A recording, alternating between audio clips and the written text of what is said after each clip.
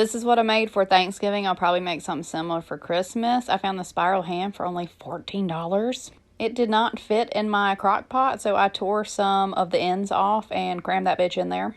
I'm going to add a can of pineapple tidbits. You can use the round slices of pineapple, but don't use pineapple juice. It's too acidic. Also, going to sprinkle some brown sugar. I looked back at the recipe. You're supposed to rub this all over the ham. I did not do that, so anyway, we're putting it over the top. I'm also going to add some cloves. I really like the smell and taste of cloves, so just going to sprinkle these over the top. The recipe also called for slices of butter melted on the top of the ham. I feel like this is not necessary, but fuck it, did it anyway.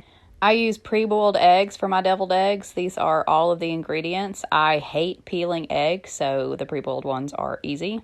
Cut them in half, scoop out the little yellow parts. My recipe has honey mustard and relish.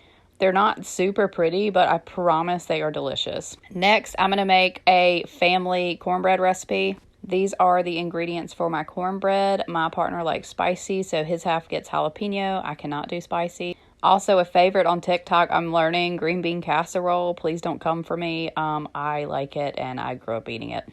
Anyway, this is the ham after cooking for 8 hours. I poured the juice from the crock pot over it. It comes in this little glaze packet. You don't have to use it, but I figured why not? It comes with it. You just mix it with water, boil it, and then pour it over the ham. It's more of sugary deliciousness.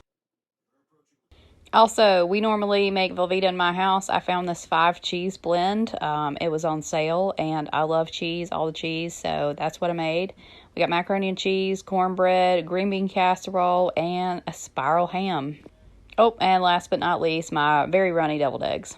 This is my plate. I think I spent less than $50 on all of this food. Please like and follow for more.